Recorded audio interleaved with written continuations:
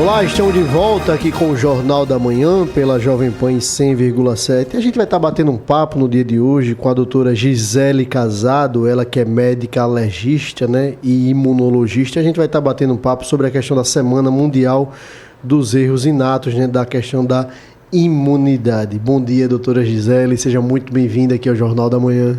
Bom dia a todos que nos ouvem, bom dia João Mouzinho, Natália Barros, obrigada por estar aqui. Doutora Gisele, explica pra gente o que é uma médica alergista, do que ela trata de forma central. Explica um pouquinho pra gente de forma resumida. Tá, o médico alergista, na verdade, é um médico imunologista e como as alergias fazem parte de doenças imunológicas, muitos se especializam somente em alergia. No meu caso, eu tenho tanto a especialidade de imunologia quanto de alergia. Nós tratamos doenças alérgicas, tanto respiratórias como asma, rinite, e de pele, como urticária, dermatite atópica, dermatite de contato. São doenças crônicas que geralmente, em alguns casos, são graves, mas na maioria das vezes diminuem muito a qualidade de vida. Ô, doutora, essas doenças ligadas à questão da alergia, questões imunológicas, elas têm cura? É só uma questão paliativa? Como é que funciona na prática?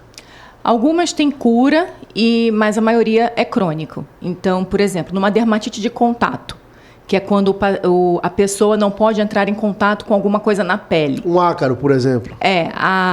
O ácaro daria, por exemplo, alergia respiratória, rinite ou asma. Então, a gente sabe que é crônico. O ambiente é que causa alergia. O paciente ele reage a algo que não deveria reagir. Então, existem tratamentos como imunoterapia, que são as vacinas de alergia, que chegam mais próximo da cura. A gente fala em remissão, não fala em cura.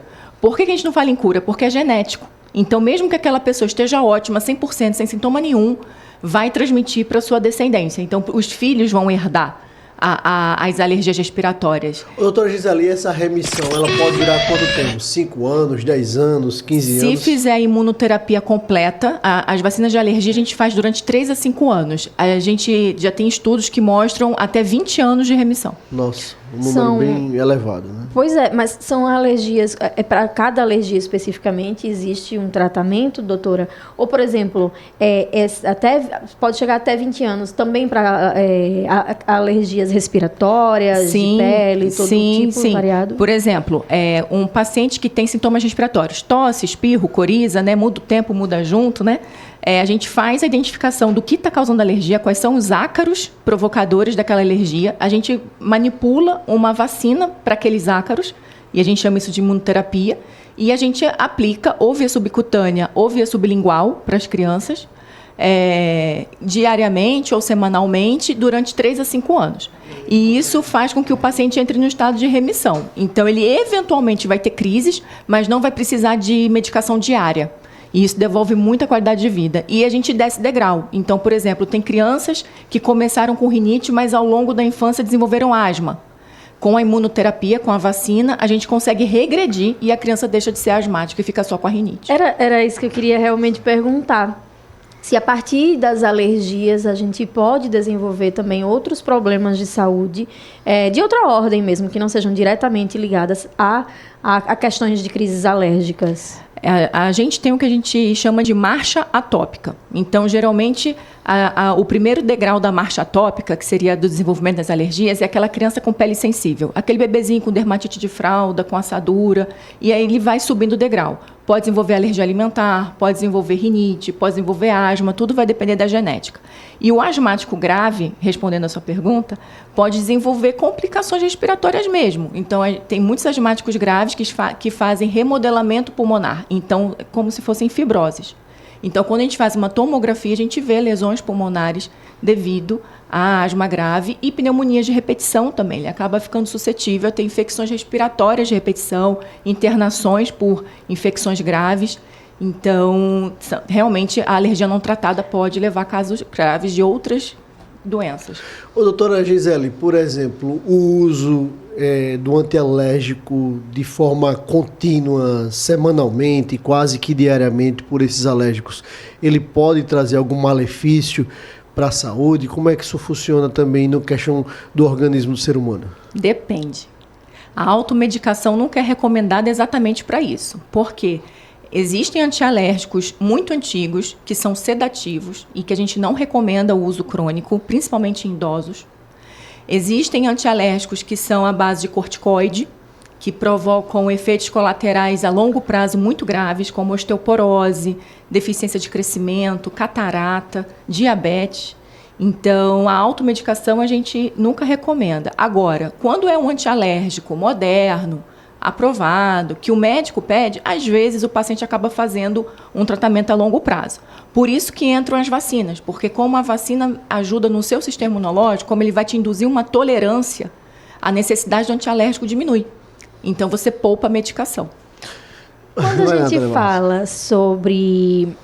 quando as pessoas elas começam a desenvolver alergias na idade adulta, principalmente alergias alimentares, né? Sim. É muito comum de pessoas que passaram a vida, sei lá, é muito comum uma alergia a crustáceo, por exemplo, né?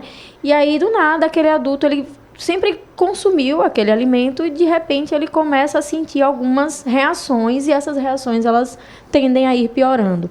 Existe alguma explicação para isso, doutor? Por que que isso acontece? Isso é muito comum realmente nessa questão alimentar? Sim, a alergia não tem hora para aparecer, mas uma vez que aparece, geralmente é para sempre. Então, por exemplo, na alergia a crustáceo, toda alergia precisa de um tempo de sensibilização. Então, muitas vezes, como o crustáceo não é aquela alimentação diária da pessoa, a pessoa come em finais de semana, em datas comemorativas, ao longo da vida ela vai se sensibilizando.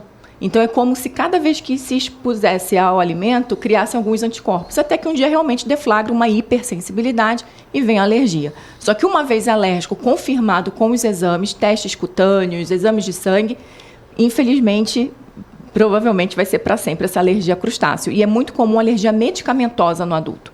Geralmente, o adulto pode desenvolver alergias à dipirona, AS, antibiótico, porque são medicações que não tem o hábito de tomar. São medicações que você toma de vez em quando. E aí, no adulto, você acumula ao longo da vida essas tomadas e aí acaba, às vezes, desenvolvendo alergia se você tiver genética para isso. Ô, doutora, curiosidade, a Natália falou num ponto, né? A questão da alergia a crustáceo. Eu já vi pessoas dizendo assim, eu tenho uma alergia a crustáceo, por exemplo, um camarão, uma lagosta, mas eu faço uso de um medicamento, salvo engano, ou de algo injetável, e faço uso desse alimento, consumo esse alimento. Isso é correto? Isso é errado? Como é que funciona isso? Isso é extremamente perigoso. Por quê? As reações alimentares são potencialmente fatais. Então, mesmo que a pessoa só sinta uma coceira na garganta quando come o camarão, pode evoluir para uma anafilaxia no piscar de olhos. Então, às vezes, aquela pessoa está acostumada a tomar o antialérgico, se confia na medicação e aí abre um quadro anafilático. E o que trata a anafilaxia é adrenalina, não importa o antialérgico que está tomando na hora. Então, não segura reações graves. Então, não pode fazer isso. Fica o alerta, ouvinte. Se você já identificou, se você já sabe que tem essa alergia... E foi bom você falar sobre isso, João, porque eu pessoalmente, eu já ouvi...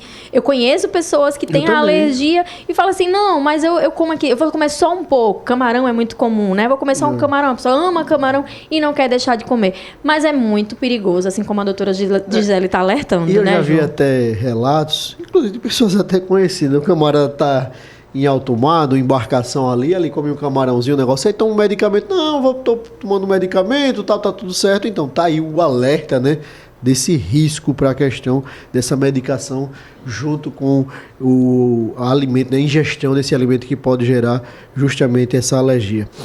Doutora, falar sobre a questão dos erros inatos da imunidade. O que é isso? Explica pra gente aqui que está nos ouvindo. É tão técnico, aqui. Né, João? O que será esse negócio, né? Explica pra gente aqui que está nos ouvindo nos quatro cantos do estado de Alagoas. Eu acredito que 99% de quem está nos ouvindo nunca ouviu falar em erros inatos da imunidade. É verdade. Mas certamente alguém já ouviu falar em imunodeficiência. Sim.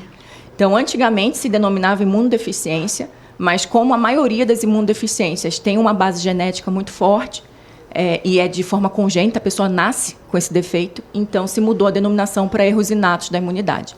Então, essa semana, entre o dia 22 e o 29 de abril, nós estamos numa Semana Mundial dos Erros Inatos da Imunidade, que é uma semana de conscientização, porque como são doenças raras, e abarcam um grande número de doenças, são mais ou menos 560 erros inatos da imunidade. Então, a maioria dos médicos nem conhece e nem nunca ouviu falar nessas doenças. Então, essa semana traz para a gente uma conscientização de que existem doenças graves ao nascimento e durante a vida, e nós temos 10 sinais de alerta para a gente desconfiar que uma criança tem um erro inato da imunidade, tem uma imunodeficiência congênita, que era assim que a gente denominava alguns anos atrás, que era uma imunodeficiência congênita.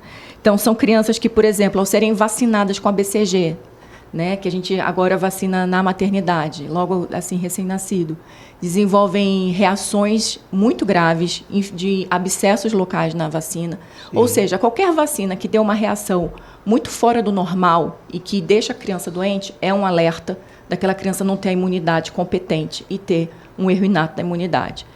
Casamentos consanguíneos, porque junta a genética ruim de um com a genética ruim do outro, né? E acaba fazendo aí uma criança com uma síndrome genética. A questão também de crianças com diarreia de início precoce, déficit de crescimento, algumas características sindrômicas da face, crianças que têm febre recorrente, de origem que você não descobre de onde está vindo, infecções de repetição em diversos órgãos. Então, são crianças que têm pneumonia, otite, abscessos cutâneos, e também câncer precoce em criança, né? Então, esses são os 10 sinais de alerta que a pessoa tem que ficar atenta e procurar um imunologista para fazer a investigação diagnóstica. Ô, doutora, pós o diagnóstico, qual o tratamento, qual a forma mais correta, mais assertiva de tratar, de curar, de amenizar, enfim? Os efeitos dessas doenças. Ela abarca tanto imunodeficiências mais leves quanto mais graves. Então, nas mais graves, às vezes não dá tempo nem da gente conseguir o diagnóstico. A gente só descobre o diagnóstico depois do óbito da criança, infelizmente.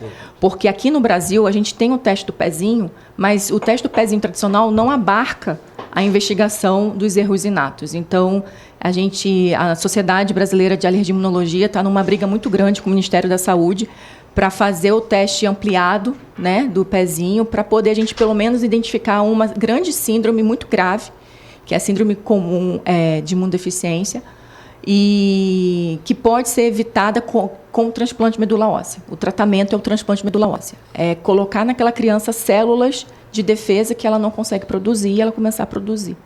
Então, na maioria dos casos graves, o tratamento é o transplante de medula óssea. Em outros casos, é imunoglobulina venosa, antibióticos de prevenção. Aí vai depender. Doutora Gisele Casado, médica alergista e imunologista, membro da Associação Brasileira de Alergia e Imunologia, quero agradecer demais a sua participação aqui no Jornal da Manhã. Quero fazer um convite público para que a senhora esteja aqui em outras oportunidades, tratando dessas e de outras temáticas tão importantes. Tratar de saúde, tratar desse assunto extremamente caro para toda a sociedade, para nós que fazemos o Jornal da Manhã, e quero deixar aqui um espaço para suas considerações finais. Eu agradeço o espaço. Eu quero que as pessoas tenham consciência de que crianças que adoecem muito têm que ser avaliadas. A gente não pode banalizar e também ter cuidado, como a gente relatou também a questão das alergias alimentares, de não se automedicar. Doutora Gisele Casado, mais uma vez, quero agradecer a sua presença aqui no Jornal da Manhã, quero agradecer a minha companheira de bancada aqui, Natália Barros, o nosso querido Claudio Stone, sempre na técnica, o Mailson Franklin nas ruas de Maceió com Geraldo Salgueiro, o Robson Florentino nas redes sociais. Muito obrigado a todos vocês e até amanhã, até o nosso sextor, se Deus quiser. Isso mesmo, João Mouzinho. Muito obrigada pela companhia, ouvinte. Muito obrigada pela sua audiência. Amanhã a gente se encontra. Tchau, tchau. E deu pistache, viu, Natália? Deu pistache. Deu pistache. Como é o nome do nosso querido ouvinte aí? Chocolate branco. A última mensagem do nosso ouvinte. Pistache, ó, João. A última mensagem foi do Vander. E o Vandeck, perdão. Vandeck disse: chocolate branco com pistache. Eu acho o melhor. Bom dia. Tá, então é isso, né? Então vamos embora pro nosso sextor. Até amanhã, se Deus quiser. Tchau, tchau.